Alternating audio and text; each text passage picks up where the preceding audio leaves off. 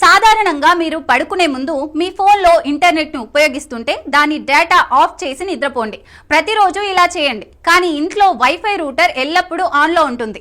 ఇంట్లోని పరికరాలన్నీ రూటర్కి కనెక్ట్ చేయబడి ఉంటాయి. కాబట్టి ఇది 24 గంటలు ఆన్లో ఉంటుంది. కానీ మీరు రాత్రిపూట ఇంటర్నెట్ ఉపయోగించకపోతే వైఫై రూటర్ని ఆన్లో ఉంచడం సరికాదని గుర్తుంచుకోండి. వైఫై ఆన్ చేయడం వల్ల కలిగే నష్టాలు. వైఫై మన ఆరోగ్యానికి హాని కలిగిస్తుందని కొంతమందికి తెలుసు. అటువంటి పరిస్థితిలో మీరు పని చేయనప్పుడు మీ ఇంటి వైఫైని ఆఫ్ చేయాలి. మీరు నిద్రపోతున్నప్పుడు ఇంటర్నెట్ ఉపయోగించడం ఆపివేస్తే ఆరోగ్యానికి హాని కలిగించకుండా ఉండడానికి రూటర్ స్విచ్ ఆఫ్ చేయాలి. వైఫై రూటర్ వైఫైకి వ్లాన్ అనే డివైస్ ఉంటుంది.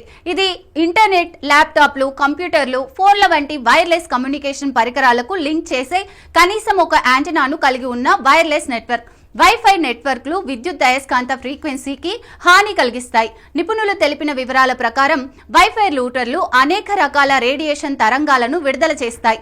ఈ తరంగాలను విద్యుత్ అయస్కాంత తరంగాలు అంటారు. ఈ కిరణాలు మన ఆరోగ్యంపై చెడు ప్రభావం చూపుతాయి. ఈ రేడియేషన్ తరంగాలు రక్తపోటు, నిద్రలేమి, డిప్రెషన్ వంటి వ్యాధులను పెంచుతాయి. వైఫై ద్వారా వెలువడే రేడియేషన్ తరంగాలు మన మానసిక స్థితిని కూడా ప్రభావితం చేస్తాయని ఆరోగ్య నిపుణులు భావిస్తున్నారు. చాలాసార్లు దీని కారణంగా అల్జిమర్స్ వంటి సమస్యలు వస్తాయి. ఇలా రక్షించుకోండి. వైఫై రేడియేషన్ ను నివారించడానికి అనేక మార్గాలున్నాయి. మీరు రూటర్ కు దగ్గరగా కూర్చొని పని చేయకూడదు. రేడియేషన్ ను నివారించడానికి రెండవ అత్యంత ప్రభావవంతమైన మార్గం మీకు అవసరం లేనప్పుడు దాన్ని ఆపివేయడం. దీనివల్ల విద్యుత్ ఆదా అవుతుంది. రేడియేషన్ ప్రమాదం ఉండదు.